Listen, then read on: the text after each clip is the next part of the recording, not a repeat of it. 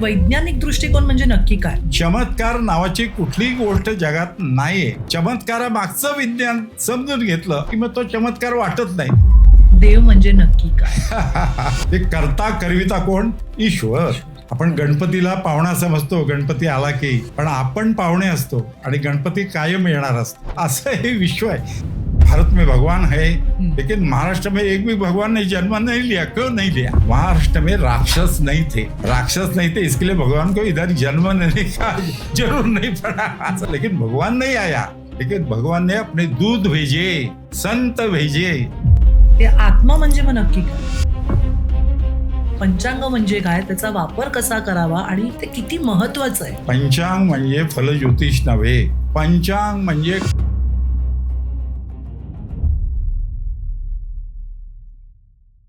नमस्कार, मी वनश्री जोशी पांडे तुम्हा सर्वांचं इंटेलेक्च्युअल टॉक्समध्ये स्वागत करते. आजचे आपले गेस्ट आहेत ना, खरं तर जेव्हा ठरलं की इंटेलेक्च्युअल टॉक्समध्ये सरांना बोलवायचं आहे, मला खूप दडपण आलं. कारण त्यांच्या ज्या डिग्र्याज आहेत, त्यांचा जो अनुभव आहे तो इतका आहे की मला नाही वाटत मी त्यांचं इंट्रोडक्शन तुम्हाला देऊ शकेन. आपण डायरेक्टली त्यांना इथे बोलवूया आणि त्यांच्याशी गप्पा मारूया. एक हिंट देते मी तुम्हाला. ते खगोल अभ्यासक आहेत आणि पंचांग करते सुद्धा आहेत. Any guesses? आपले सगळ्यांचे लाडके दा. कृ. सोमण सर. आज ते आपल्याशी इथे गप्पा मारायला आलेले आहेत. खगोलशास्त्र म्हणजे काय, धर्म म्हणजे काय, खूप साऱ्या गोष्टी, अध्यात्म, विज्ञान, अशा वेगवेगळ्या गोष्टींवरती आम्ही चर्चा करणार आहोत. मी जेव्हा ठरवलं की मला हा विषय घ्यायचा आहे, तेव्हा माझ्या मनामध्ये उद्देश एकच होता की जी नवीन पिढी आहे तिला या सगळ्यांचं ज्ञान कुणामार्फत मिळू शकतं. त्याच्यासाठी तज्ज्ञ असतात, पण फार कमी वेळेला असं होतं की त्यांचा सहवास इथे आपल्याला लाभतो. सो माझा प्रयत्न असेल की जास्तीत जास्त नॉलेज, ज्ञान आज सरांकडनं मी घेईन आणि तुमच्यापर्यंत पोहोचवेन. तर पाहत रहा इंटेलेक्च्युअल टॉक्स विथ दा. कृ. सोमण सर. सर नमस्कार. नमस्कार. नमस्कार. Thank you so much. तुम्ही इथे वेळात वेळ काढून आलात आणि विशेष कौतुक म्हणजे तुमचा एवढा अनुभव आहे आणि you R such a great personality. तुम्ही आलात. अहो, विश्व खूप thank इतकं you. प्रचंड आहे हो, आणि आपण म्हणजे वाळूच्या कणाचे लाख तुकडे केले तरी तेवढे सुद्धा आपण नाही. करेक्ट. आपण स्वतःला मोठे समजतो, मोठे नाही होत. आपण गणपतीला पाहुणा समजतो, गणपती आला की, पण आपण पाहुणे असतो आणि गणपती कायम येणार असतो. बरोबर. असं हे विश्व आहे. त्यामुळे मोठे नाही, आपल्याला जे माहीत आहे बरोबर. ते नवीन पिढीला सांगायचं आणि बरोबर. नवीन पिढीच्या म्हणजे मुलांच्या प्रश्नांना योग्य उत्तर त्यांना पटेल असं. बरोबर. नाहीतर ते काय करतात, हसतात हो. आणि आई गुगलवरती सर्च करतात. कारण विज्ञान आणि अध्यात्म माझ्या मते असं हातात रेल्वेची कसे ट्रॅक्स असतात तसे ते येतात बरोबर बरोबर. जुळून बॅलन्समध्ये. सर मला पहिलाच प्रश्न तुम्हाला विचारायचा आहे, धर्म म्हणजे नक्की काय? वा. धर्म याच्या अनेक पंडितांनी अनेक व्याख्या केल्या आहेत. हं. तर पहिलं म्हणजे ध्रुव धारण करणं, म्हणजे जो लोकांना धारण करतो आणि जे मोठे पंडित आहेत की सद्वर्तनी आहेत तर ते जे धारण करतात तो धर्म असं म्हटलं जातं. पण सोप्या भाषेत नवीन पिढीला सांगायचं, उदाहरणं दोन. हं, अग्नीचा धर्म काय हं, तर दाहकता. हं. पाण्याचा धर्म काय तर वाहत नसणं. किंवा बर्फाचा धर्म काय, शीतलता. शीतलता. तसं माणसाचा धर्म काय, मानवता. हां. साधी गोष्ट आहे. माणूस ज्यावेळी पृथ्वीवरती निर्माण झाला पहिला मानव, त्यावेळी तो धर्म सुचला. म्हणजे खरं सांगायचं तर आपल्या प्राचीन संस्कृतीमध्ये वैदिक धर्म, वैदिक सनातन धर्म, त्याचं तत्वज्ञान एका ओळीत आहे. हं. धर्माची व्याख्या म्हणजे काय करायचं, माणसानं माणसाशी माणसासारखं वागायचं. साधी किती आहे कल्पना. धर्म म्हणजे स्पर्धा नव्हे. हं. धर्म म्हणजे खरं सांगायचं तर हे पैसा नव्हे, सत्ता नव्हे. हं. धर्म म्हणजे द्वेष नव्हे, मत्सर नव्हे. तर काय नव्हे ते समजून घ्यायचं. धर्म म्हणजे मानवता. माणसानं माणसाशी, माणसं. त्याच्यामध्ये मी ऍड करतो निसर्गाची सुद्धा, हं. माणसासारखं वागायचं. हं, हं, हं. आता माणूस म्हटला की तो सद्वर्तनीच पाहिजे. मला कधी कधी वाटतं, म्हणजे तुम्ही विचारलात प्रश्न, माणसानं मानवता धर्म. माणूस जेव्हा लहान असतो ना, लहान मूल बघितलं असेल किती बरोबर. निर्व्याज असतं. इनोसंट काम, क्रोध, लोभ, मोह, मद, मत्सर, षड्रिपूचा स्पर्श झालेला नसतो. नसतो. काही दिसलं की हसतं आणि प्रश्न सुद्धा कुतूहल कुतूहलानं असतं, विचार. बरोबर. बॅकग्राऊंड काही नसते. आता ते पुढं मोठं झाल्यानंतर खरं म्हणजे चांगलं व्हायला पाहिजे की नाही, म्हणजे खरं म्हणजे द्वेष करायला नको, लहानपणी नाही करत ते, तर मोठेपणी करता.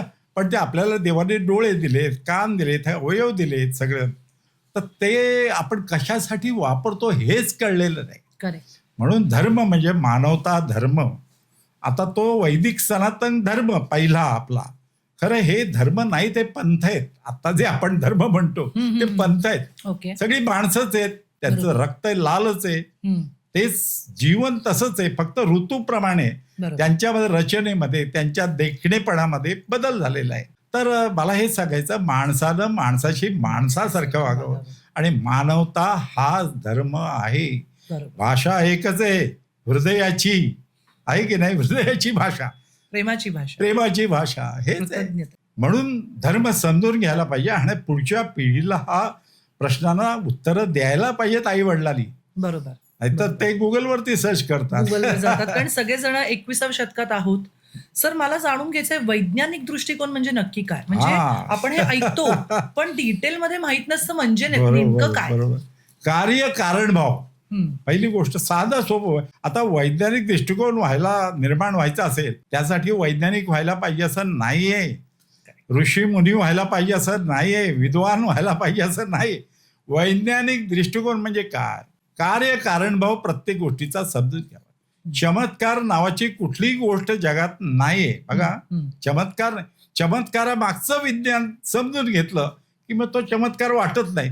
मला आठवतो, तुम्हाला पण आठवत असेल, गणपती दूध पितो हो अशी अफवा पसरली हो. आणि त्यावेळी विज्ञानाचे प्राध्यापक सुद्धा गणपतीला चमच्यानं दूध पाजायला गेले. साधा विचार केला नाही, म्हणजे डिग्री होती, पदवी होती विज्ञानाची, पण वैज्ञानिक दृष्टिकोन नव्हता. चमच्यानं दूध कशाला पिल गणपती, आणि प्यायचं असेल कपाने पिल तो. बरोबर. मला तुम्ही सांगाल, आणि पाषाणाची मूर्ती दूध कसं पिल? करेक्ट. सारासार विचार कोणी केलाच नाही.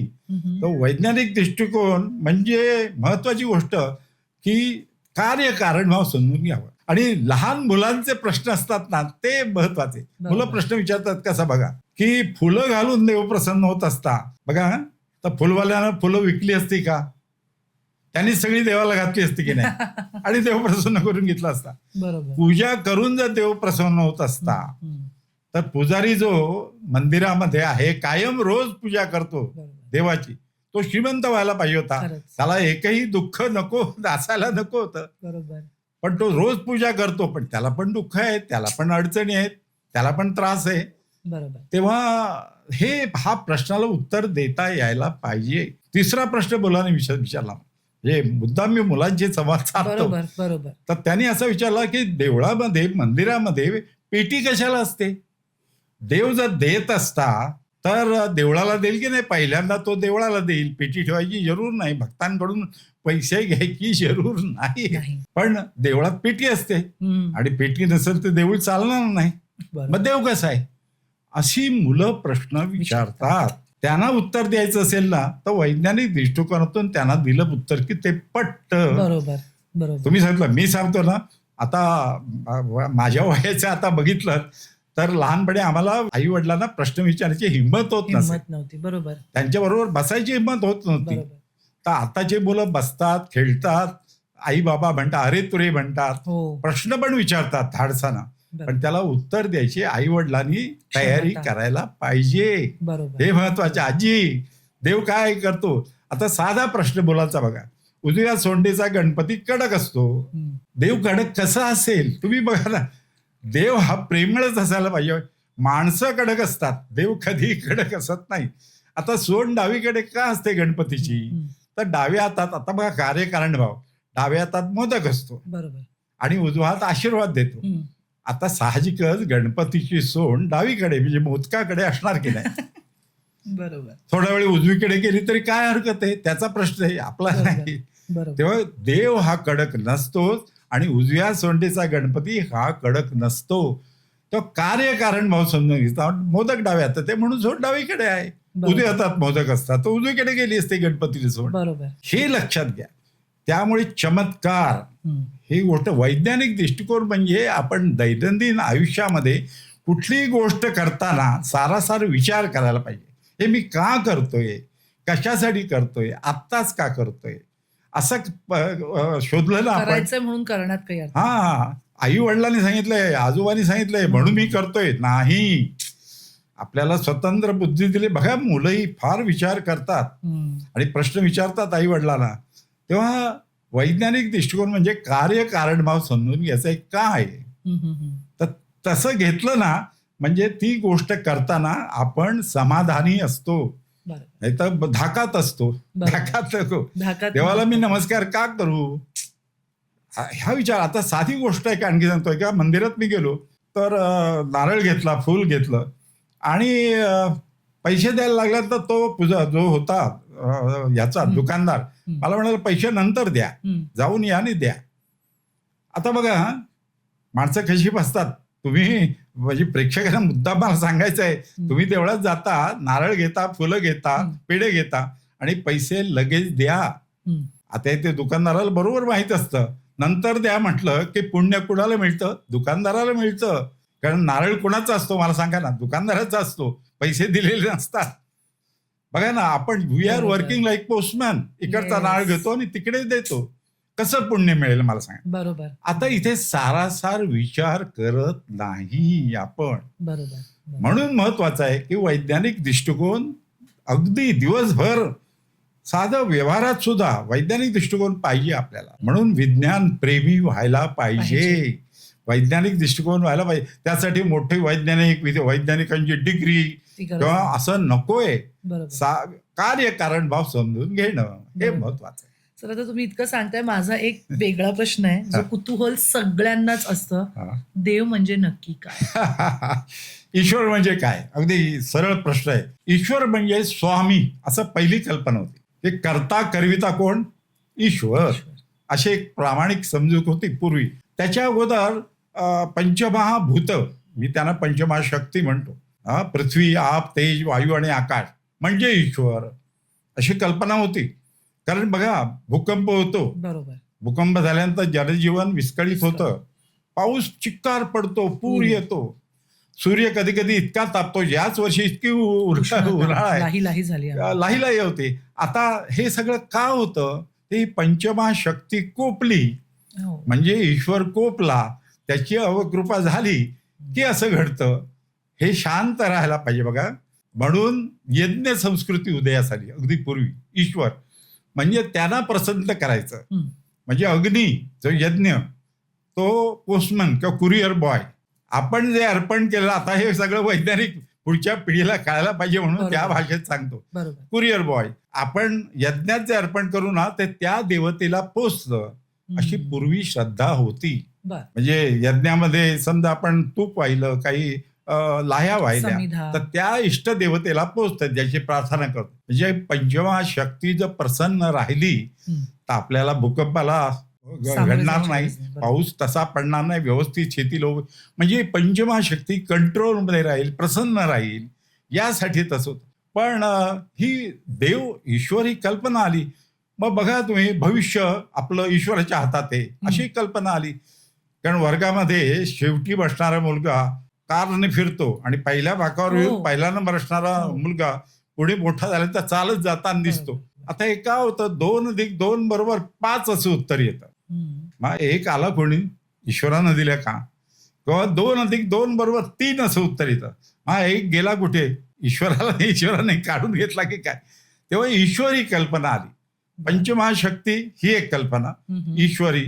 आणि असा विचार करत करत आपण जर बघितलं, स्वामित्व म्हणजे ईश्वर, असे म्हणजे व्यापून राहणार तो ईश्वर. ईश्वर म्हणजे विश्वाचा निर्माता, निसर्ग. आणि आता नवीन पिढीला समजून द्यायचं असतं ना, ईश्वर म्हणजे चैतन्य.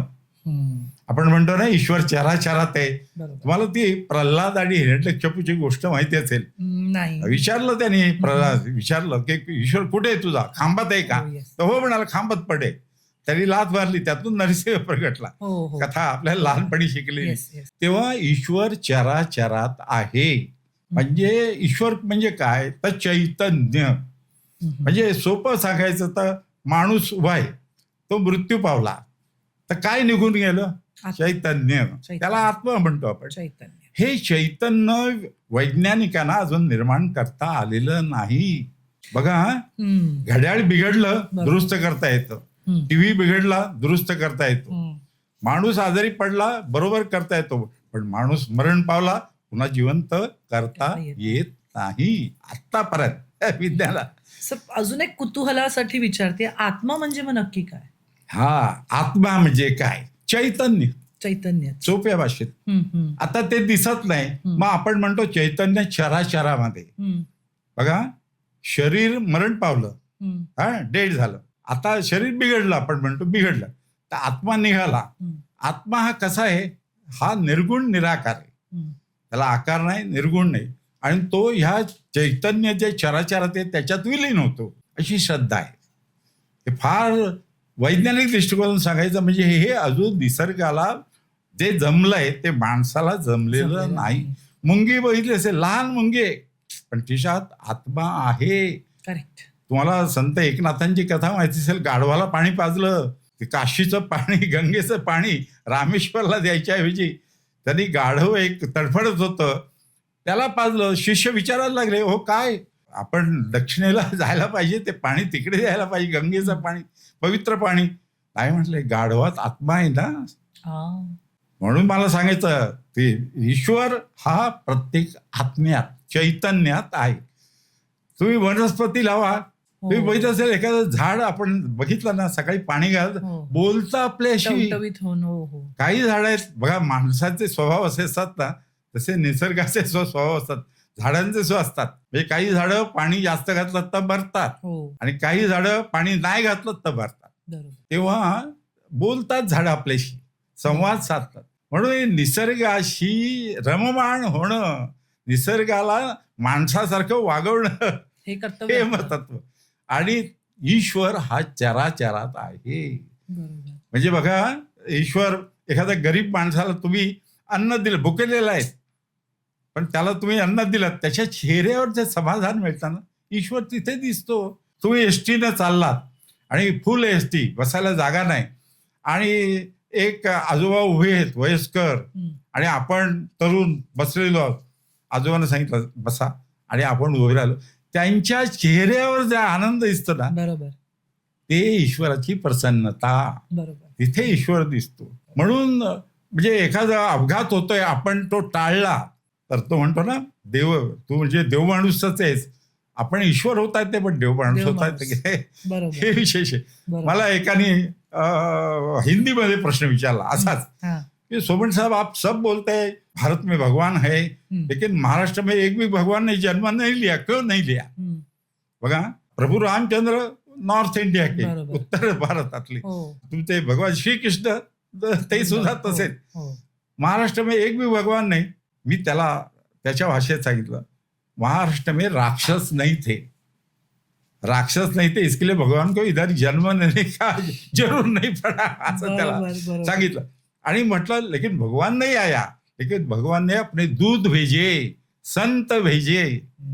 एक एक संत म्हणजे ईश्वराचा दूत आहे ना, त्यांनी किती, बघा ना, म्हणजे आपण म्हणतो ज्ञानेश्वरी, ज्ञानेश्वर तुकारामाची गाथा, एकनाथी भागवत, 3 ग्रंथ आयुष्यात वाचले ना, भगवद्गीता हे वाचले ना, खरं सांगू का, लहानपणी वाचले पाहिजेत. हे ग्रंथ वृद्धापकाळी वाचायचे नाहीयेत.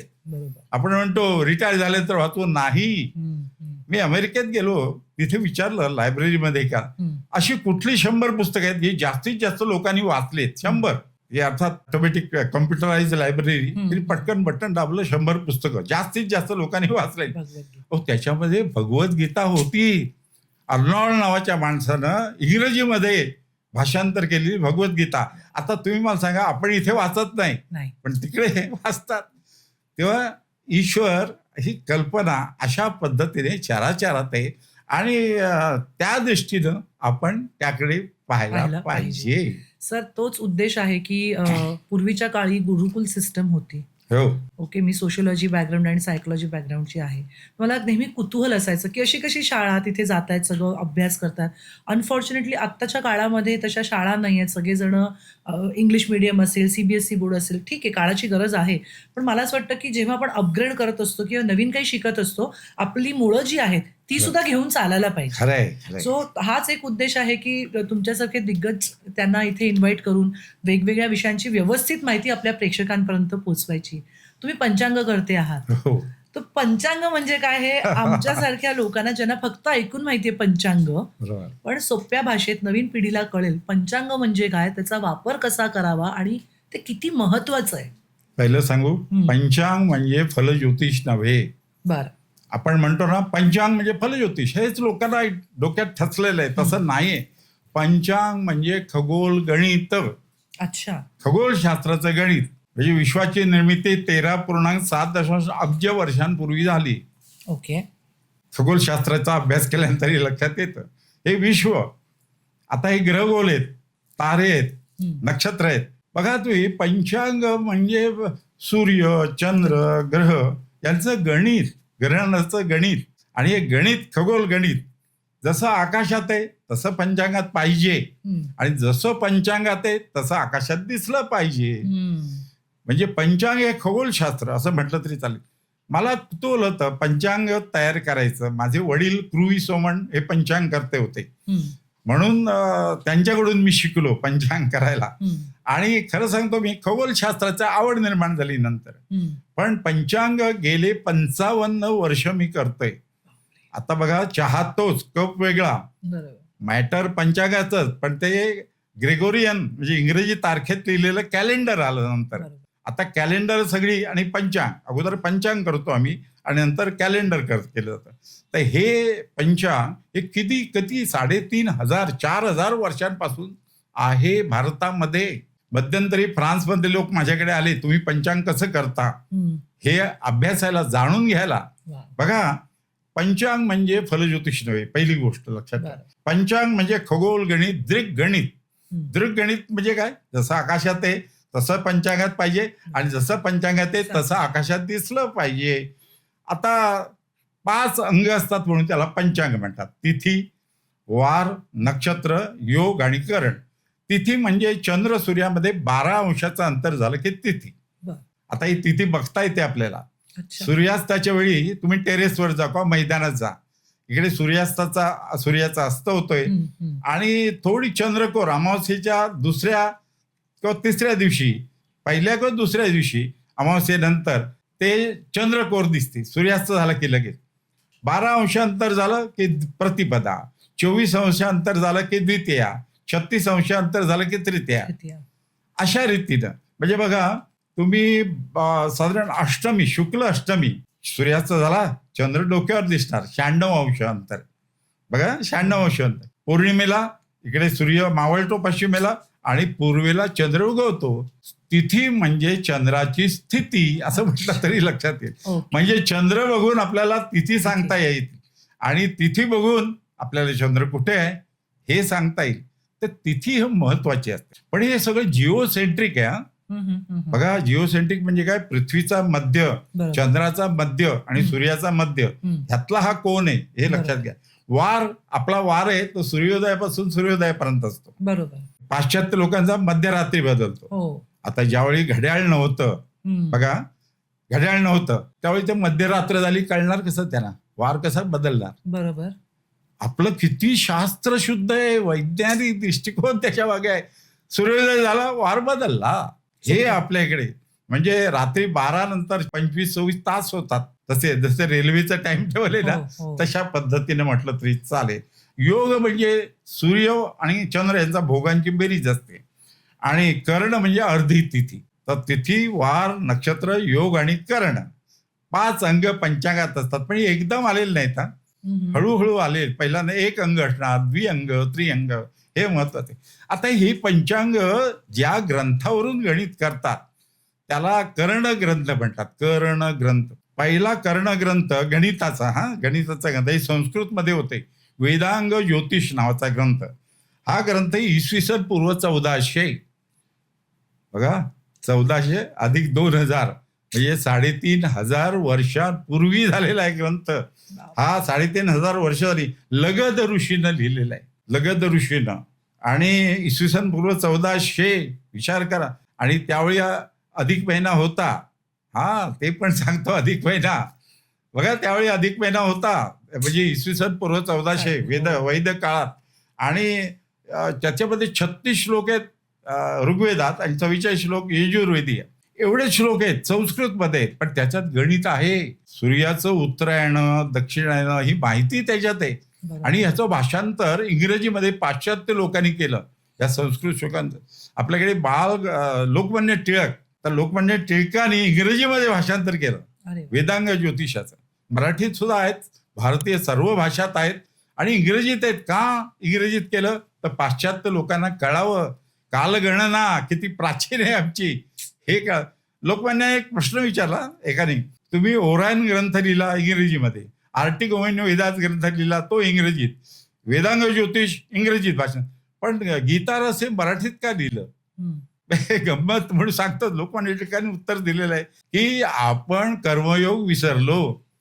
पाश्चात्य लोक कर्मयोगी झाले. खरं म्हणजे भगवद्गीता श्रीकृष्णानं भारतात सांगितली, पण आपण विसरून गेलो आणि ते शिकले आणि म्हणून ते पुढे गेले, त्यांची प्रगती झाली. हे असं लोकमान्य टिळकांनी, म्हणून ते मी मराठीत गीता रहस्य लिहिलं. पण वेदांग ज्योतिषाचं भाषांतर त्यांनी केलेलं आहे. तो ग्रंथ नंतर कालबाह्य व्हायला लागला आणि सूर्य सिद्धांत ग्रंथ, कर्ण ग्रंथ हा इसवी सन 475 मध्ये लाट नावाच्या ग्रस्थांनी लिहिला. संस्कृतमध्ये 14 प्रकरण आहेत, 500 श्लोक आहेत आणि सूर्यग्रहण आहे, चंद्रग्रहणाचं गणित कसं करायचं हे या ग्रंथात लिहिलं आहे. ग्रंथाचं नाव सूर्य सिद्धांत. 1000 वर्ष लोक ह्या पंचांगकर्ते ह्या ग्रंथावरून गणित करीत असत पंचांगाचं. त्यावेळी पंचांगाची छपाई नव्हती, लक्षात घ्या. त्यानंतर तो ग्रंथ बाद व्हायला लागला आणि मुरुड जंजिराच्या जवळ नांदगाव म्हणून गाव आहे, तुम्ही ऐकलं असेल, सिद्धिविनायक मंदिर आहे तिथे. त्या नांदगावमध्ये केशव दैवज्ञ होऊन गेले.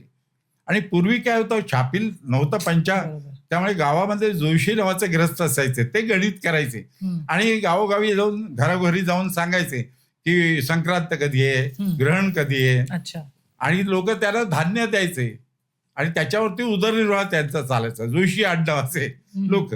आता तसं नाही, आता छापील असतं, आता कॅलेंडर तर छापील असतं, आता तर तुमच्या मोबाईलमध्ये कॅलेंडर असतं सगळं काय. त्या काळातली गोष्ट ही, त्या काळात जोशी. आणि तसं केशव दैवज्ञ गणित करायला लागले, पण ते गणित चुकायला लागलं. आकाशात वेगळं आणि त्याचं गणिताचं उत्तर वेगळं. तेव्हा त्यांच्या मनाला लागलं आणि दंतकथा अशी सांगितली जाते की त्यांच्या स्वप्नात गणपती आला. ते सिद्धिविनायक, नांदगावला प्रसिद्ध सिद्धिविनायक मंदिर आहे, त्याचे पुजारी होते. ते त्यांना वाटलं त्या गणपती आला स्वप्नात, त्यामुळे तुझ्या पोटी मी जन्म घेईन आणि गणितज्ञ होईन आणि कर्णग्रंथ लिहीन. त्याला आनंद झाला, त्याचा मुलगा झाला, त्याचं नाव गणेश ठेवलं. तो गणेश दैवज्ञ महाराष्ट्रामध्ये नांदगावला मुरुड जंजिराच्या जवळ तिथे जन्मला आणि हा लहानपणापासून गणितात हुशार. त्यांनी सूर्य सिद्धांताचा अभ्यास केला आणि टेकडी आहे, त्या टेकडीवर बसून आकाश बघितलं. आकाशात वेगळं आणि सूर्य सिद्धांताचं गणित वेगळं येतं. मला तुम्ही सांगा, त्यांनी त्याच्यात सुधारणा केली, संस्कार केले, गणितावरती बनवलं, तयार केलं आणि ग्रंथ लिहिला. त्याचं नाव ग्रह लाघव. संस्कृतमध्ये 14 ग्रंथ लिहिले त्या माणसानी, गणेश दैवज्ञ. हा, आणि काश्मीर टू कन्याकुमारी त्यावेळी ग्रंथ मुखोद्गत करायचे, छपाई नव्हती. आणि तसा तो ग्रह लाघव. आणि 1920 मध्ये परत गणित चुकायला लागलं आणि लोकमान्य टिळकांनी केसरीमध्ये जाहिरात दिली, जर कोणी कालबाह्य ग्रह लाघवाचं वरती संस्कार करून नवीन ग्रंथ तयार केले, मी 1000 रुपये बक्षीस देईन. लोकमान्य टिळकांनी 1920 1000 रुपये. कोण येणार तुमच्यापैकी, कोण नागपूरचे असतील तर अभिमान वाटला पाहिजे. डॉक्टर केशव लक्ष्मण दप्तरी, नागपूरचे भाऊजी दप्तरी, ते पुढे आले आणि त्यांनी ग्रंथ लिहिला. तो 1924 मध्ये प्रसिद्ध झाला. त्याचं नाव कर्ण कल्पलता. काय होतं, आता तुम्हाला माहिती आहे, पृथ्वी स्लो होते, वेग बंधावते. 23 तास 56 मिनिटं 4 सेकंदाचा एक दिवस रात्र आहे, पण पृथ्वी स्लो आहे. म्हणून बघा, 31 डिसेंबरला कधी कधी एक लीप सेकंद ऍडजस्ट करतात, ॲटॉमिक क्लॉक थांबवतात, पृथ्वीला येऊ देतात आणि क्लॉक सुरू करतात. कारण पृथ्वी करेक्ट नाही, क्लॉक करेक्ट आहे, ॲटॉमिक क्लॉक. तसंच आपण लीप, जसा महिना लीप वर्ष येतं, तसं हे केलं जातं ऍडजस्ट. अशा रीतीनं तो ॲक्युरेसी बरोबर. आता आम्ही पंचांग करतो ते संगणकावरती करतो. आता तुम्ही मला विचारलात पुढच्या 100 वर्षात गणेश चतुर्थी कधी आहे, ग्रहण कधी आहे, सगळं सांगता येईल. अरे वा. कारण संगणकामुळे सोपं गणित झालं. झालं. पण कर्णकल्पता या ग्रंथाचं महत्व कमी नाहीये. नाही. आता महत्वाची गोष्ट ही की वेदकाली ऋषीमुनी ठरवलं सर्वात महत्वाची गोष्ट काय असेल तर आरोग्य. आपल्याला माहिती आहे आरोग्य महत्वाचं आहे. पैसे गेले मिळवता येतील पण आरोग्य कठीण जातं. आरोग्यम धन आरोग्य 2 गोष्टीचं पुन्हा शरीराचं आणि मनाचं. काय माणसं शरीराचं आरोग्य चांगलं असतं पण मनाचं आरोग्य बिघडलेलं असतं. आणि काही लोक मनाचं आरोग्य चांगलं पण शरीराचं बिघडलेलं असतं. दोन्ही आरोग्य चांगलं पाहिजे हे ऋषी मुनींना प्राचीन काळी कळलं. पण शरीराचं आरोग्य कशावर अवलंबून असतं? आहारावरती असतं. आहे की नाही? आहारावर. आहार कसा घेतला म्हणजे आरोग्य चांगलं राहतं. ऋतूप्रमाणे आहार घेतला की आरोग्य चांगलं राहतं. बघा उन्हाळ्याच्या दिवसामध्ये तुम्ही फ्रीजरचं पाणी घटाघटा येऊन प्याला तर आजारी पडणार. डॉक्टरकडे गर्दी कधी असते? ऋतू बदल होतो त्यावेळी डॉक्टरकडे गर्दी जास्त होते, लोक वागत नाही. म्हणून प्राचीन काली ऋषीमुनी ठरवलं पंचांगामध्ये आपण सणांची रचना अशी केली पाहिजे की उपवासाचे दिवस हे पावसाळ्यात ठेवायचे. हे लोक उपवास करतील होय की नाही? आणि उपवास का करतील? पुण्य मिळेल. हा बघा पटेलच आहे की नाही? बरं लोक म्हणतात हो गरीब होत आम्ही, आम्हाला खायला अन्न नाही, पुण्य कुठे काय झालं? नाही, या जन्मात नाही पुढच्या जन्मात पुण्य मिळेल. या आशेवरती लोक श्रावण महिन्यामध्ये उपवास करतात. आता इथे बघा ईश्वर वगैरे जाऊ दे, हे कशासाठी? शरीराच्या आरोग्यासाठी. पावसाळ्यात चलनवलन कमी होतं शरीराचं, होतं की नाही? साहजिकच. आता आधुनिक काळात सांगायचं तर डायटिंग, बारीक होण्यासाठी डायटिंग करतात. उपवास म्हणजे डायटिंग. उपवास याचे पदार्थ सुद्धा हलका आहार घेणं म्हणजे उपवास. तो श्रावण महिन्यात पावसाळ्यात आणि दिवाळीत थंडीत येते, यायलाच पाहिजे. म्हणून त्यांनी काय केलंय, दिवाळीत तेल तुपाची शरीराला आवश्यकता असते. संक्रांती थंडीमध्ये येते. पण हे सण आहेत ना हे चंद्रावर अवलंबून आहेत आणि ऋतू हे सूर्यावर अवलंबून आहेत. म्हणून आपल्याकडे चांद्र सौर पद्धतीचा मेळ कालगणनेत घातलेला आहे. अच्छा, किती शास्त्र शुद्ध आहे, किती विज्ञान आहे बघा ना. चांद्र सौर पद्धत म्हणून नियम बनवलाय, सोपा नियम आहे. मीन राशीत सूर्य असताना ज्या चांद्रमानाचा प्रारंभ होतो त्याला चैत्र म्हणायचं. मेष राशीत सूर्य असताना ज्या चांद्रमानाचा प्रारंभ होतो त्याला वैशाख म्हणायचं. आता कधी कधी एका राशीत सूर्य असताना 2 चांद्रमानाचा प्रारंभ होतो, त्यावेळी पहिला तो अधिक मास आणि नंतरचा तो निज मास, आहे की नाही? दर 3 वर्षांनी येतो. 11 दिवसांचा फरक आहे. 11 11 11 33 म्हणून 33 अनर्से 33 हे 11 11 दिवस. विज्ञान त्याच्या मागे आहे की नाही? विज्ञान हे विज्ञानावर आधारित आहे. आणि मनाचं आरोग्य हे उत्सवावर अवलंबून असतं, आहे की नाही? उत्सवात माणसं एकत्र येतात, दुःख चिंता विसरतात. गणपती बाप्पा मोरया, सगळे कुटुंब नातेवाईक मित्रमंडळी एकत्र येतात. त्या गणपती बाप्पाला सुद्धा आनंद होतो आणि लहान मुलांना सुद्धा किती आनंद होतो. मूर्तीचं विसर्जन झालं तर मुलांना ओको वाटतं घर. तो उत्सव मनाला आनंद देतात. म्हणून उत्सव मनाचं आरोग्य सांभाळतात आणि सण हे शरीराचं आरोग्य सांभाळतात. म्हणून चांद्र सौर पद्धतीचा मेळ आपल्याकडे. आणखी एक महत्वाची गोष्ट, चैत्र महिन्यामध्ये खगोलाचा ज्ञान. चैत्र महिन्यामध्ये चित्रा नक्षत्र रात्रीच्या सुरुवातीला पूर्वेला उगवतं आणि रात्रभर आकाशात दर्शन होऊन पहाटे पश्चिमेला मावळतं. चैत्र पौर्णिमेला चंद्र चित्रा नक्षत्रात असतो. वैशाख पौर्णिमेला विशाखा नक्षत्रात, ज्येष्ठ पौर्णिमेला ज्येष्ठा नक्षत्रात, आषाढ महिन्यामध्ये पूर्वाषाढ नक्षत्र सुरुवातीला उगवतं रात्रीच्या सुरुवातीला, श्रावण महिन्यामध्ये श्रवण, भाद्रपद महिन्यामध्ये पूर्वा भाद्रपदा, अश्विनी महिन्यामध्ये अश्विनी, कार्तिक महिन्यामध्ये कृत्तिका प्लीड्स, मृग नक्षत्र, मार्गशीर्ष महिन्यामध्ये पूर्वेला उगवतं रात्रीच्या सुरुवातीला, रात्रभर आकाशात दिसतं. पौष महिन्यामध्ये पुष्य, माघ महिन्यामध्ये मघा रेग्युलस आणि फाल्गुन महिन्यात उत्तर फाल्गुन. असं जानेवारी फेब्रुवारीचं नाहीये. बघा भारतीय महिन्यांची नावं किती विज्ञानाधिष्ठित आहेत, वैज्ञानिक दृष्टिकोनातून दिलेली आहेत. हे पाश्चात्य लोक याचा अभ्यास करतात. बघा आता समजा मार्गशीर्ष महिन्यामध्ये तुमच्याकडे पाहुणा आला दुपारी आणि त्यांनी विचारलं आता रात्री सुरुवातीला कुठलं नक्षत्र दिसेल पूर्वीला? मार्गशीर्ष महिन्याना मृग नक्षत्र. बेधडक सांगून टाका. दुपारी सांगू शकता तुम्ही, कारण मार्गशीर्ष महिन्यामध्ये मृग, चैत्र महिन्यामध्ये चित्रा. असं जानेवारी फेब्रुवारीचं नाही. महिन्यांची नावं सुद्धा आकाशात काय दिसेल हे सांगतात. मला सांगा, पंचांग हे भविष्य नाही. भविष्य बघायचं नसतं, घडवायचं असतं. पण महत्वाची गोष्ट, अशा रीतीनं आपण पंचांगाचं गेले 55 वर्ष मी पंचांग आणि आताच्या ह्या दिनदर्शिका कॅलेंडर हे करतो. चाहतोस कप वेगळा, बरोबर. पंचांगाचंच मॅटर फक्त ग्रेगोरियन तारखेत देतो, कारण इंग्रजी तारखेत व्यवहारात असतं. म्हणून आत्ता पंचांगाचा काय त्याचा उपयोग आहे, फायदा आहे, आणि पंचांग शिकावं का यंग जनरेशनने? हा चांगला प्रश्न विचारलाय. कारण नवीन पिढीनं पंचांग जरी आता संगणकावरती करीत असलो तरी कर्ण ग्रंथांचा जो अभ्यास करावा. आणि प्राचीन काली इतिहासामध्ये आपले भारतीय कसं ग्रहण गणित करीत होते, ग्रहांचं गणित, कालगणित कसं करत होते, खगोल गणित कसं करत होते, हे समजून शिकायला पाहिजे. आणि त्या दृष्टीने त्यांनी अभ्यास करायला पाहिजे. म्हणजे महत्व कळतं आपल्या पूर्वजांचं. आणि ही झाली गोष्ट पंचांगाबद्दल.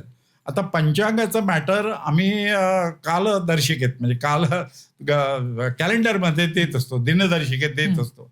तर दिनदर्शिका बघताना त्याच्या मागचं कष्ट म्हणजे पंचांग हे जाणून घ्यायला पाहिजे. बरोबर. आणि सण उत्सव हे साजरे करताना त्याच्या मागचं कार्यकारणभाव समजून घ्यायला पाहिजे. म्हणजे उदाहरणार्थ आपण जेव्हा पूजा करतो तेव्हा किंवा सण साजरा करताना, आता बघा उपवास करतो आपण श्रावण महिन्यामध्ये, तो उपवास का करायचा, कशासाठी करायचा हे समजून घ्यायला पाहिजे. बरोबर. आणि थंडीमध्ये आपण दिवाळी साजरी करतो तर ते लक्षात घ्यायला पाहिजे. दान संस्कृती आहे ती समजून घ्यायला पाहिजे. तो प्रत्येक गोष्ट करताना ते आनंदानं करायलाच पाहिजे, परंतु ती करताना त्याच्या मागचं कार्यकारण भाव समजून घेतला ना तर ती गोष्ट करताना आनंद मिळतो आपल्याला. बघा ना तुम्ही, आपण कशासाठी हे करतोय, सांगितलंय म्हणून नाही. बरोबर तुम्ही बोलात, सांगितलं म्हणून नाही करायचं. मला पटतं का, बरोबर, पटून मग माणसं करतात ना, ते खरी म्हणजे आनंद राहतो आणि त्याचा हेतू साध्य होतो. आपण हे कशासाठी करतोय हेच आपल्याला कळत असेल ना तर ते करताना आपण त्या भावनेने करतो, यशस्वीपणे करतो आणि त्याचा आपल्या जीवनामध्ये आनंद फुलवण्यासाठी उपयोग होतो. बरोबर. आपण आनंदित होतोच आणि इतरांना आनंदित करतो. आणि मला असं वाटतं की जेव्हा आपल्याला एखाद्या गोष्ट करण्यामागे जेव्हा त्याचं शास्त्रीय कारण सुद्धा मिळतं तेव्हा आपण आनंदाने करतो. आणि जितके एपिसोड मी सोमन काकूंबरोबर सुद्धा केलेत त्याच्यामध्ये मला सणांना घेऊन त्याचं वैज्ञानिक कारण, त्याच्या निसर्गाशी असलेलं कनेक्शन, ते इतकं चांगल्या पद्धतीने त्यांनी समजून सांगितलं. आणि मला असं वाटतं की पुढच्या भागामध्ये आज आपण इथे थांबूया, कारण विषय तसा डीप आहे, विषय तसा खोल आहे. पुढच्या एपिसोडमध्ये श्रद्धा म्हणजे काय, उपास तपास का करावेत, पूजा का, साधू संत जे भगवे वस्त्र धारण करतात, रुद्राक्षाचं महत्व काय, हे सायंटिफिक आणि आपल्या आध्यात्मिक या पॉइंट ऑफ व्ह्यूने जाणून घेण्याचा प्रयत्न करूया. पण आज इथे आल्याबद्दल आणि इतकं नॉलेज, तुमचं इतकं ज्ञान आमच्या बरोबर शेअर केल्याबद्दल मनापासून आभार. धन्यवाद. आणि पुढच्या भागामध्ये ह्या सगळ्यांबद्दल बोलूच. सो फ्रेंड्स, आजचा एपिसोड माझ्याकडनं एक छोटासा प्रयत्न होता आणि सरांकडनं की जी नवीन पिढी होऊ घातलेली आहे किंवा आहे त्यांना पंचांगाचं महत्त्व किंवा आपल्या ऋषीमुनीने इतकं वेदांद्वारे उपनिषदद्वारे इतकं ज्ञान आपल्यापर्यंत पोहोचवलं आहे, तर मला असं वाटतं या पिढीने या पिढीपर्यंत हे देण्याचा इंटेलेक्च्युअल टॉकचं माध्यम आहे. तर तुम्ही सुद्धा त्याचा अभ्यास करा आणि अजून हा व्हिडिओ जास्तीत जास्त लोकांपर्यंत शेअर करा. कारण मला असं वाटतं की सगळ्यात श्रेष्ठ दान असतं हे तुमचं ज्ञानाचं दान असतं, की तुम्ही ज्ञान ही अशी वस्तू किंवा ज्ञान ही अशी गोष्ट आहे जी दिल्यानीच वाटल्यानीच पसरते.